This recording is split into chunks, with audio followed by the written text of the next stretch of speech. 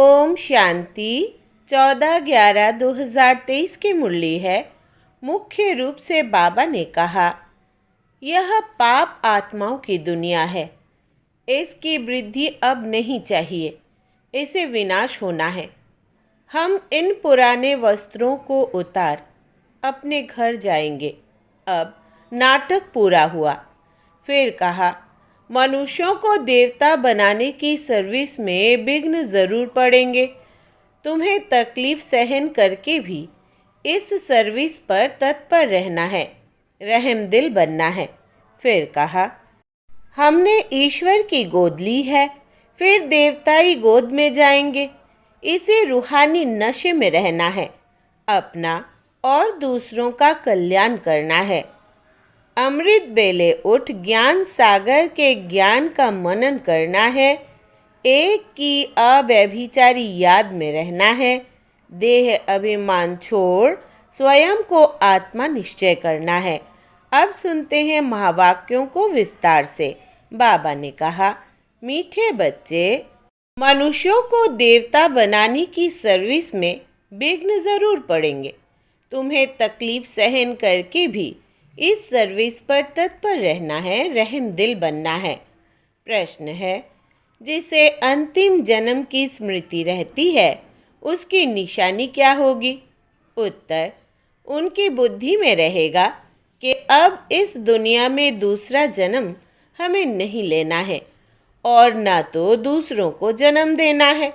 यह पाप आत्माओं की दुनिया है।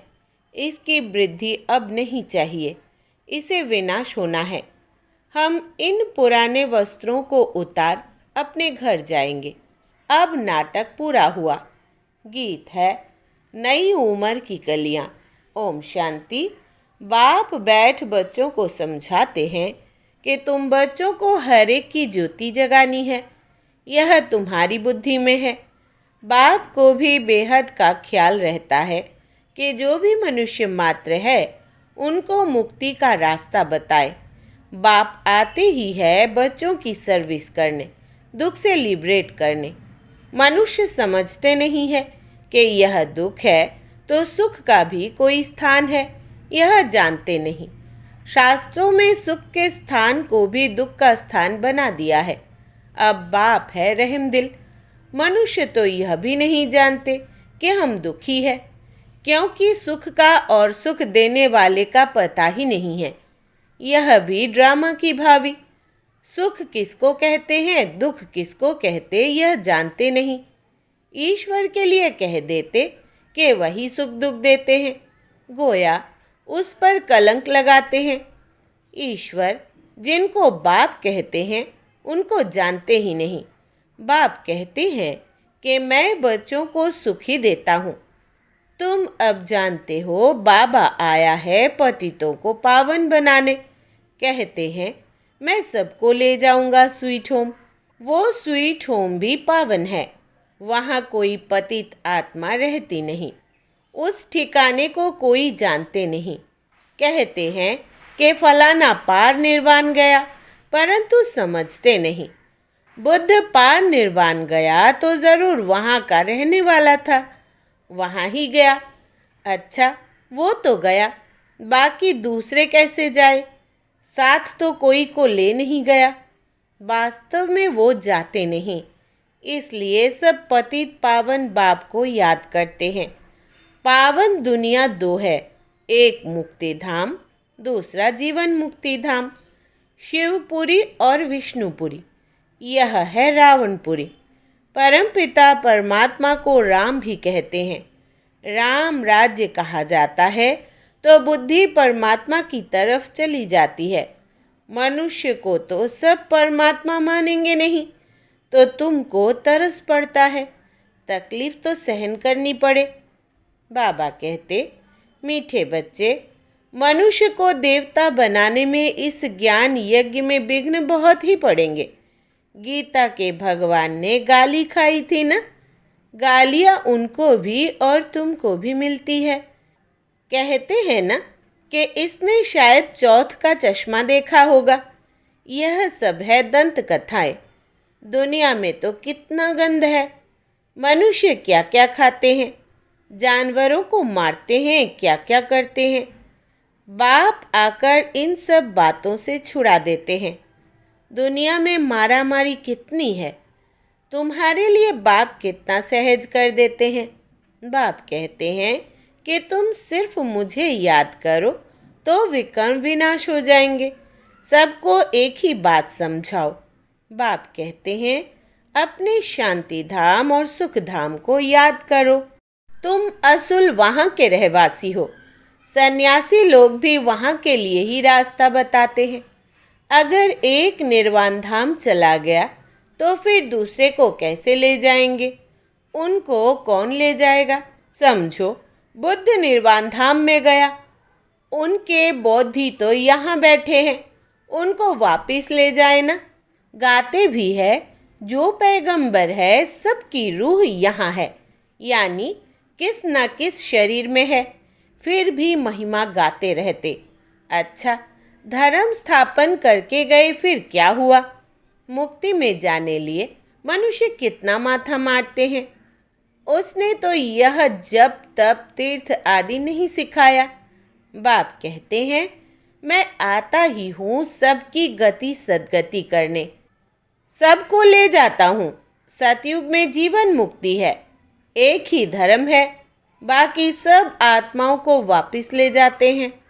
तुम जानते हो वो बाबा है बागवान, हम सब माली है। मम्मा बाबा और सब बच्चे माली बन बीज बोते रहते हैं। कलम निकलती है, फिर माया के तूफान लग पड़ते हैं। अनेक प्रकार के तूफान लगते हैं। यह है माया के विघ्न। तूफान लगते हैं तो पूछना चाहिए, बाबा इसके लिए क्या करना चाहिए? श्रीमत देने वाला बाप है। तूफान तो लगेंगे ही। नंबर 1 है देह अभिमान। यह नहीं समझते कि मैं आत्मा अविनाशी हूँ, यह शरीर विनाशी है। हमारे 84 जन्म पूरे हुए, आत्मा ही पुनर्जन्म लेती है। घड़ी घड़ी एक शरीर छोड़ दूसरा लेना आत्मा का ही काम है। अब बाप कहते हैं तुम्हारा यह अंतिम जन्म है। इस दुनिया में दूसरा जन्म नहीं लेना है, न किसको देना है। पूछते हैं कि फिर सृष्टि की वृद्धि कैसे होगी? अरे इस समय सृष्टि की वृद्धि नहीं चाहिए, यह तो भ्रष्टाचार की वृद्धि है। यह रस्म रावण से शुरू हुई है। दुनिया को भ्रष्टाचारी बनाने वाला रावण ठहरा, श्रेष्ठाचारी राम बनाते हैं। इसमें भी तुमको कितनी मेहनत करनी पड़ती है। घड़ी घड़ी देह अभिमान में आ जाते हैं।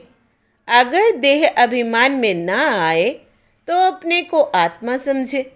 सतयुग में भी अपने को आत्मा तो समझते हैं ना।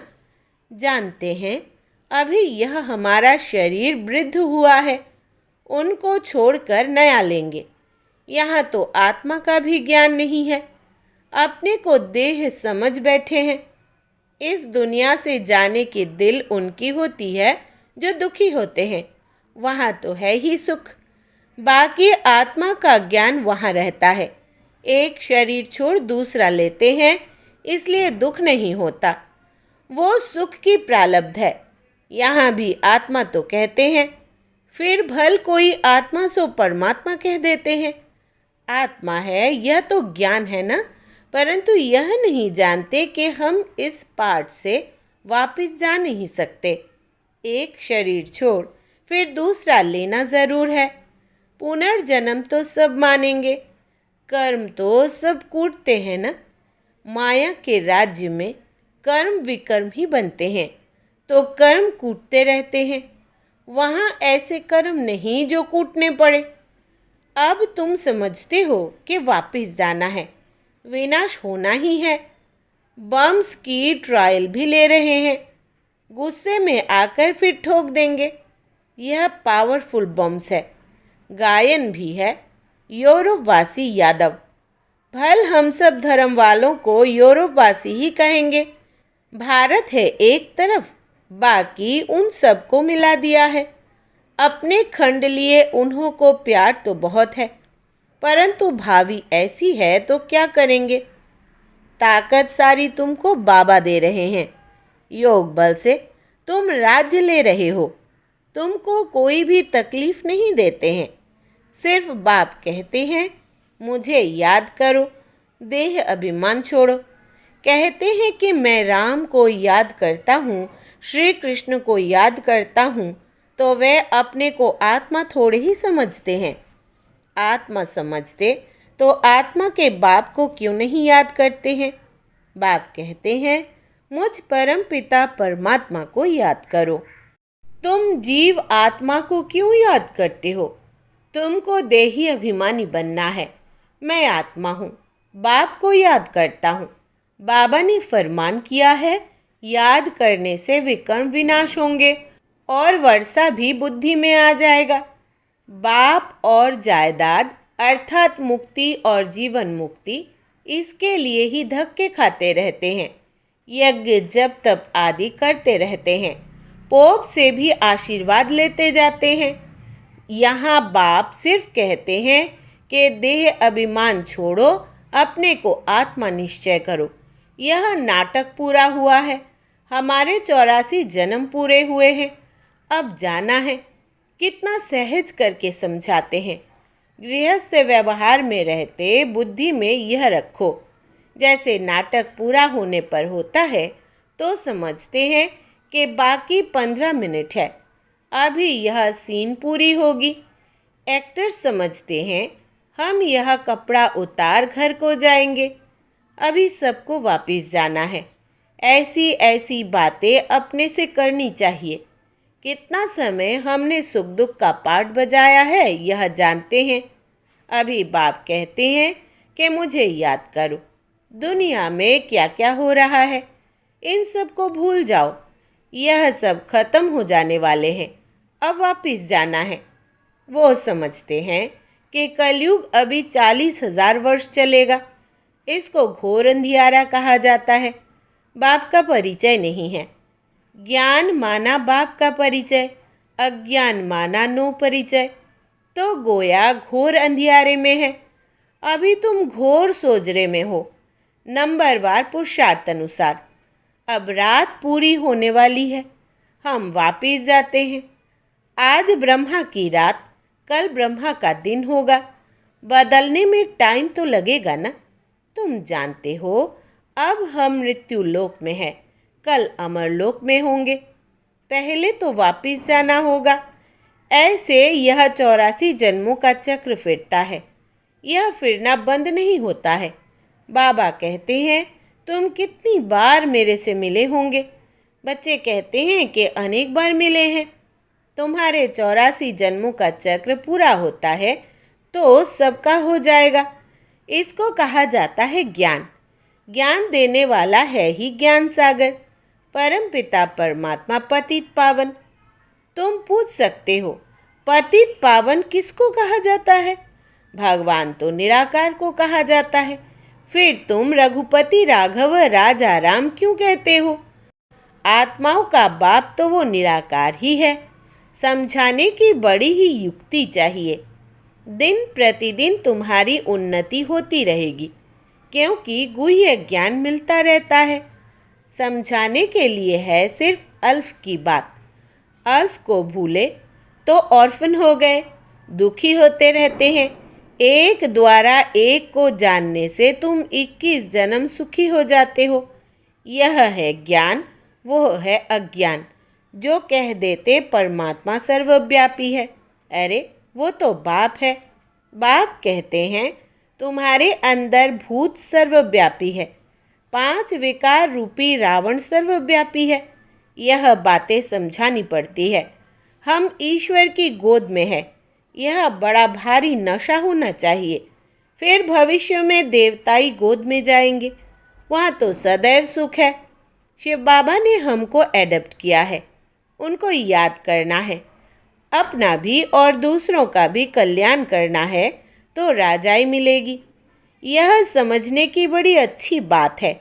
शिव बाबा है निराकार, हम आत्मा भी निराकार है। वहाँ हम अशरीरी नंगे रहते थे। बाबा तो सदैव अशरीरी ही है। बाबा कभी शरीर रूपी कपड़ा पहन पुनर्जन्म नहीं लेते हैं। बाबा एक बार रीइंकॉर्नेट करते हैं। पहले पहले ब्राह्मण रचते हैं तो उनको अपना बनाकर और नाम रखना पड़े ना। ब्रह्मा नहीं तो ब्राह्मण कहाँ से आए? तो यह वही है जिसने पूरे 84 जन्म लिए हैं। गोरा जो फिर सांवरा बना हुआ है। सुंदर से श्याम, श्याम से सुंदर बनता है। भारत का भी हम श्याम सुंदर नाम रख सकते हैं। भारत को ही श्याम, भारत को ही गोल्डन एज सुंदर कहते हैं। भारत ही काम चिता पर बैठ काला बनता है। भारत ही ज्ञान चिता पर बैठ गोरा बनता है। भारत से ही माथा मारना पड़ता है। भारतवासी फिर और धर्म में कन्वर्ट हो गए हैं। यूरोपियन और इंडियन में फ़र्क नहीं दिखाई पड़ता है। वहाँ जाकर शादी करते हैं तो फिर क्रिश्चियन कहलाने लग पड़ते हैं। उनके बच्चे आदि भी उसी फीचर्स के होते हैं। अफ्रीका में भी शादी कर लेते हैं। अब बाबा विशाल बुद्धि देते हैं चक्र को समझने की। यह भी लिखा हुआ है, विनाश काले विपरीत बुद्धि। यादवों और कौरवों ने प्रीत नहीं रखी, जिन्होंने प्रीत रखी उनकी विजय हुई। विपरीत बुद्धि कहा जाता है दुश्मन को। बाप कहते हैं इस समय सब एक दो के दुश्मन हैं। बाप को ही सर्वव्यापी कह गाली देते हैं, या तो फिर कह देते जन्म मरण रहित है।